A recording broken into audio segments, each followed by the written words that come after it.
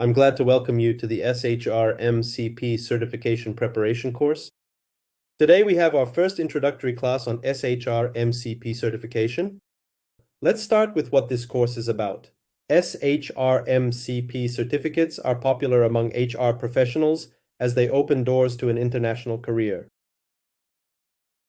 The most popular HR certifications worldwide are HRCI, SHRM, and CIPD.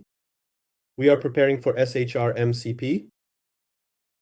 CIPD is not formal. We have a CMB course which provides about the same amount of knowledge as ECIPD.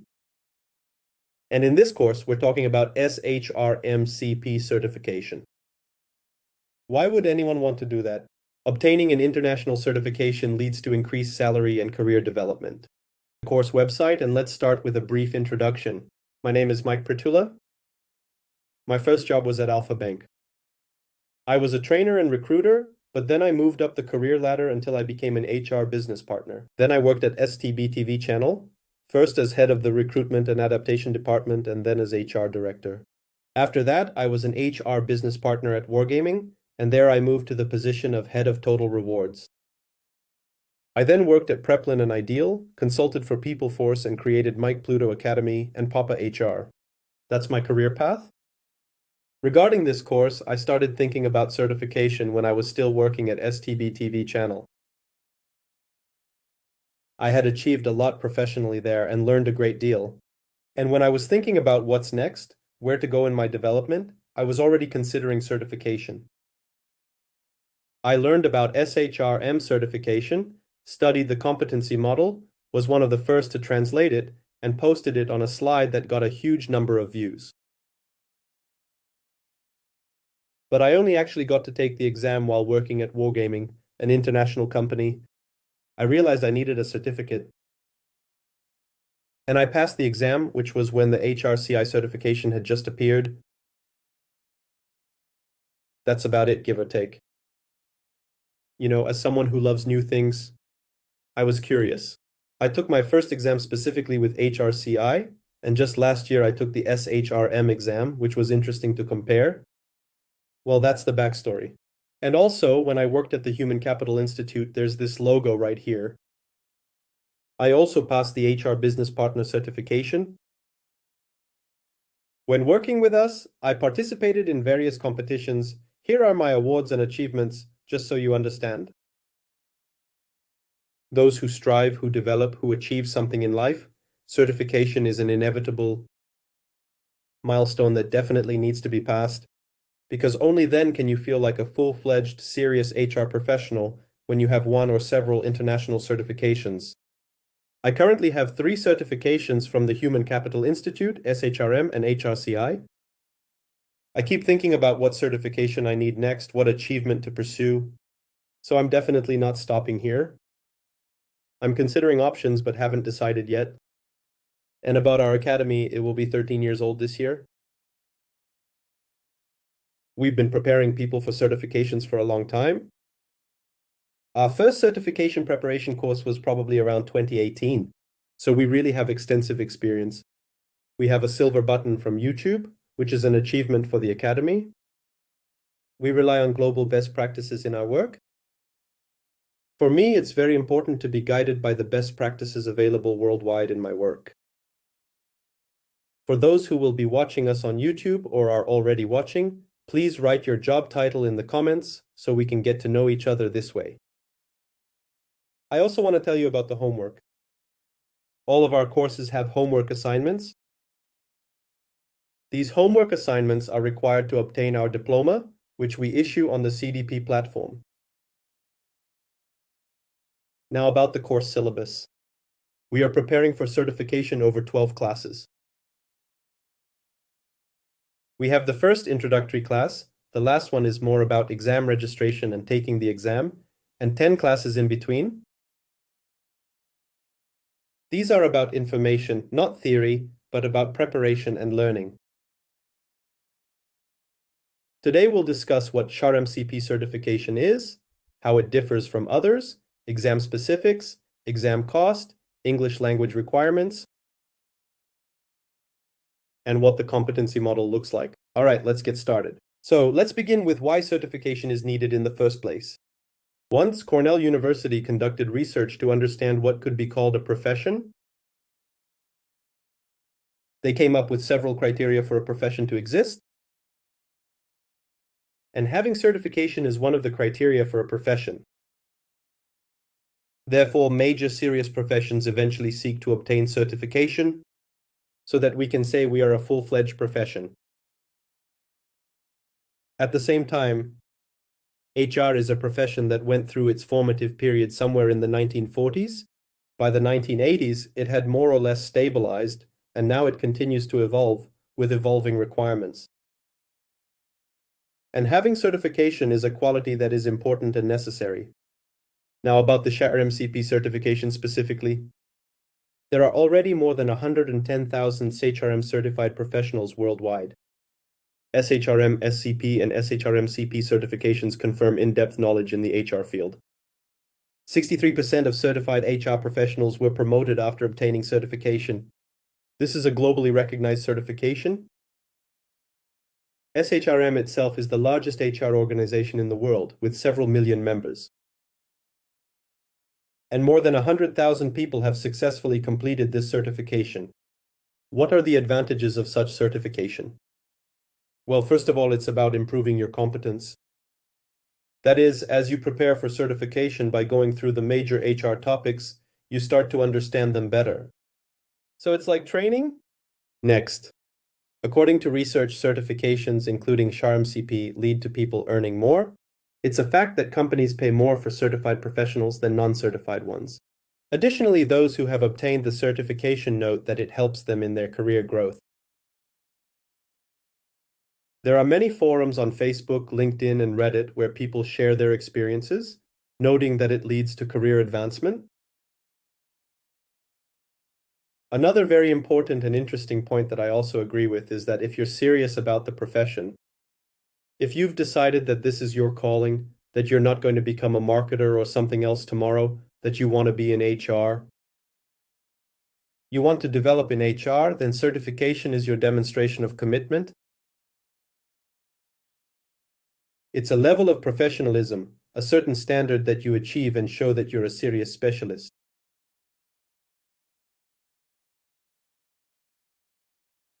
The SHRM organization itself has been around for over 75 years.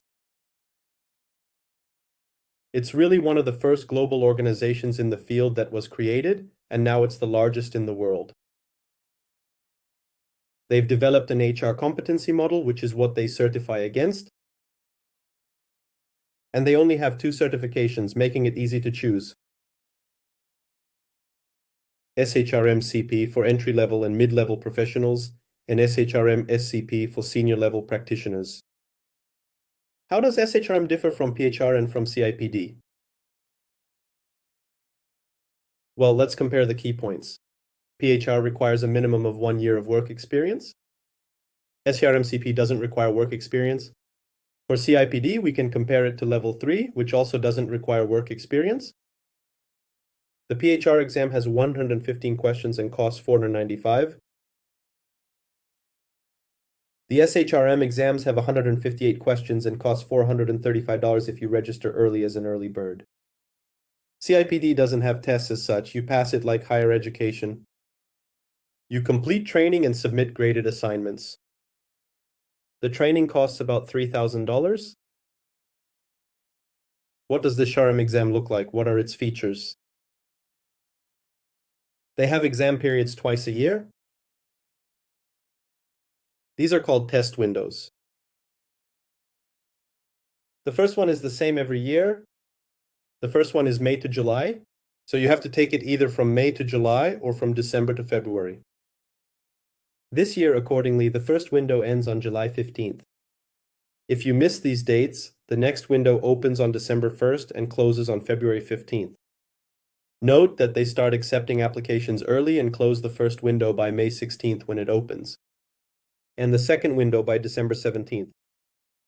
You can take the exam online or offline, but they're currently conducting an internal investigation for online exams due to some abuses, some security issues they're not sure about, so There's periodically information that online testing is paused, then resumed. So there might be some interruptions with online testing for a while. Offline testing is available without any problems. The exams are scheduled for 4 hours and consist of 3 hours and 40 minutes of testing and 20 minutes for post-exam activities. They allocate a lot of time. Almost everyone finishes the exam much faster. It took me an hour and a half. Online exams are taken on a special proctoring platform. In test centers, it's slightly different, adapted for test centers. What does the exam consist of? So first there are privacy notices, then a short introductory briefing, and 2 sections. Each section is 110 minutes long. The questions are divided equally so you can keep track of time. And then there's an 8-minute questionnaire after the exam. What's inside? There are 134 traditional multiple choice questions. We'll see today. 80 are knowledge-based, 54 are situational, where you need to choose the correct behavior.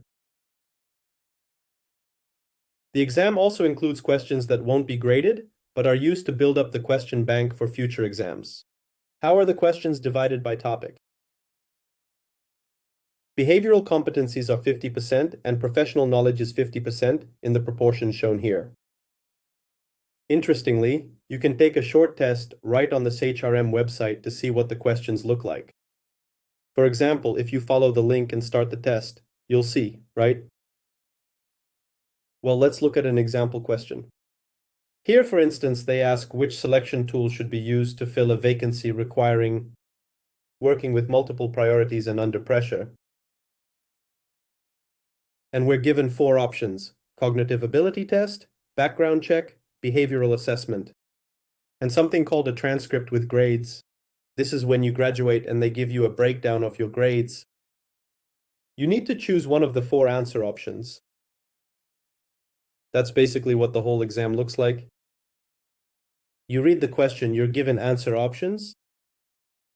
You don't need to answer verbally, you don't need to write, you don't need to listen.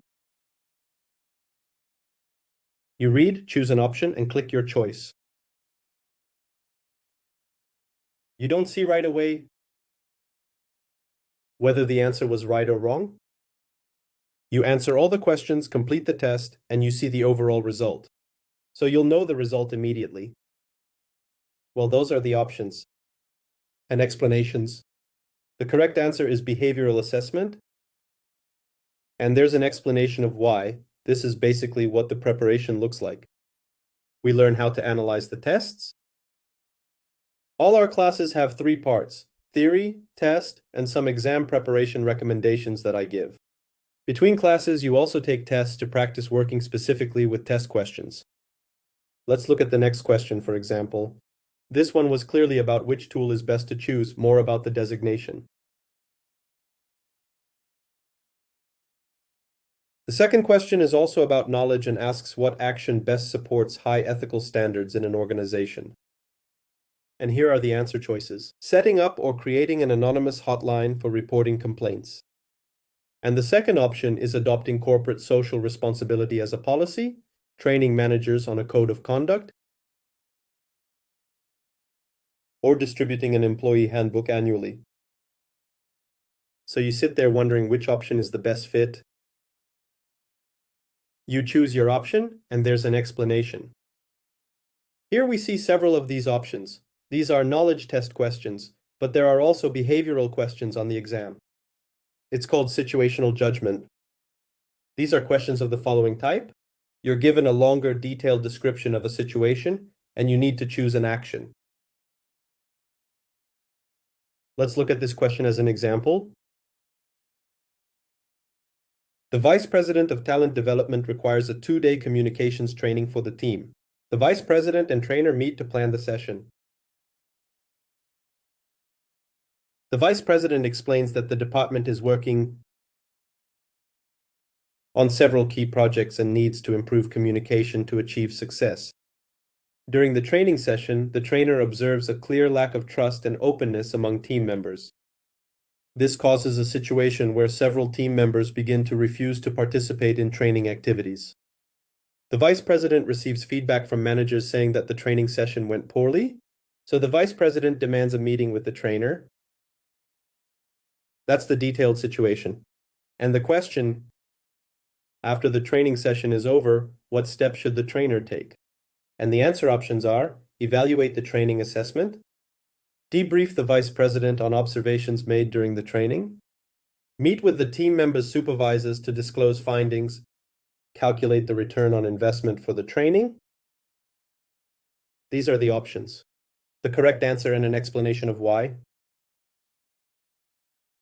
It's interesting how the question on proper judgment is framed. If everything is clear with the theory, there's some theory, and there's obviously something correct there. But these questions, where you're given behavioral options, you need to choose the right one. The correct answer option is voted on by a panel of experts. Experts are gathered, people from the community, people who have taken the exam themselves, and these people vote and discuss why they think this answer is correct. So it's not the opinion of any single test creator about how one should behave. It's not the opinion of some professor at WSM. It's the opinion of a group of experts. They decided that in this situation, it's best for this person to behave in this way. There will be a few more examples of these questions here on knowledge and behavior. These will be in your materials for you to review. After the exam, you'll see in which topics you performed better and in which you performed worse. This is my assessment. You can see almost all my knowledge is either in a strong area or significantly above average. And the diploma? You get several types of diplomas. There's a badge you receive in digital format, a PDF version of the diploma like this, and an option to order a printed diploma. This is what your badge looks like. Yes, you accept it. It's stored on the Credly platform. Interestingly, Credly is owned by Pearson. Pearson is a competitor to Prometric. Well, that's how it turned out. Requirements again. SHRM-CP doesn't require work experience. SCP requires 3 years of HR experience. Cost of the exam? The so-called early birds. $435 standard price $510. Early bird is every year up to a certain date. If you pay for the exam during this period, you get the early price. If you're already a member of an HRM organization, you get an additional $100 discount. Now about the English language. English is a barrier to passing exams for many. When I wanted to take my first exam, I was very hesitant because of English. I knew it would be in English and I didn't feel very comfortable. I first prepared using a book. I liked the book preparation. Then I decided to prepare using test questions. This is what I liked, what prepared me, and what allowed me to pass the exam successfully. What about language? Globally, if you're not a native English speaker, of course, your chances of passing the exam successfully are lower because you have some language barriers. But fortunately, understanding that many HR professionals aren't fluent in English and wanting to help a large number of HR professionals get certified, I decided to try an approach where we look at slides in English, but I speak in another language. It turned out that people learn the material better this way, remember it better, and successfully prepare for the exam. Even in my experience, there was a group with participants who had very basic English. Yes, of course, they were also working with tutors and preparing. They were improving their English, but with some intermediate level, they passed the exam. Moreover, if you take the exam at an offline center, not online, you don't need to speak English with the exam organizers either. If you take the exam at home online, a specialist connects with you and communicates in English to verify your identity and discuss your surroundings. Then the exam, of course, no longer requires communication, only reading and selecting answer choices. But if you take the test offline, you go to a test center, and the staff there speaks to you in the language of the country where you're taking the test. So the way we teach is really more effective. When you study with us, you have a personal account where recordings of all classes are stored. This means you can attend online classes, listen in real time, answer my questions, and you can watch the recordings in a convenient format. You have a year of access to the platform. You can watch the recordings as many times as you want, and on our platform, you also take practice tests. So you're practicing for the exam. There's also a time limit, and you provide answers. But unlike the actual exam, we show what was right, what was wrong, and provide explanations. So with us, you can take as many tests as you want until you achieve a perfect score, which is basically what I recommend you do. Keep trying until you get 100%. You can also add our diploma to LinkedIn. We give our own diploma, but after passing the exam, you get a diploma from SRM. What will the course provide? So, you join a closed group, we provide support, you receive materials, your chances of passing the exam increase, you get practice tests, you get a weekly rhythm, and we help solve problems and difficulties that arise. Here are the global statistics for the SHRM-CP exam, with an average success rate of 67%. But for our students, it's around 98%. In other words, our students pass successfully. Materials and tests. Usually, if you prepare on your own, you buy them. Even SRM sells its own materials for around $1,000. We don't use SRM's materials. We have our own materials for the SRM program. They are well developed and clear, and they're included in the preparatory course, so you don't have to buy anything separately. They are tested and they help you prepare well. How do we end up preparing? Once a week online webinar, you attend live or watch the recording. We cover a new topic, and we look at what kinds of questions might appear on the exam for that topic. We discuss which answer is correct, why. Between classes, you take tests on our platform, and you can take them as many times as you want to practice. I also give you an outline. Right in the presentation, an outline is a slide with a lot of text that you can print and read. This outline won't overwhelm you. For example, when I first wanted to take the exam, I bought a book on Amazon that had 500 pages. I read 150 pages. It was interesting, but I realized that after 150 pages, I couldn't remember well what was at the beginning. I didn't like that my retention from just reading the book was minimal. Knowing that preparing with books is not very effective for the exam, I decided to focus on practice questions. But you will have an outline. I haven't counted how many pages it is, but it's probably pages of text, so it's condensed to only the most important information. I will also show you how to register for the exam so you clearly understand how it works, so you won't have any difficulties, troubles, fears, or worries, and so on. We learn using the HRM competency model, meaning we focus on professional topics and various behavioral aspects, and homework for those who are already on the course with us. Please describe how obtaining HMCP certification will help you in your work. What challenges do you anticipate in preparing for and taking the exam? What do you think will help you overcome them? That's it. In the second session, we're going to talk about soft skills, which is what the assessment is based on. Yeah, it's at the bottom, or rather the top, but it's not at the top.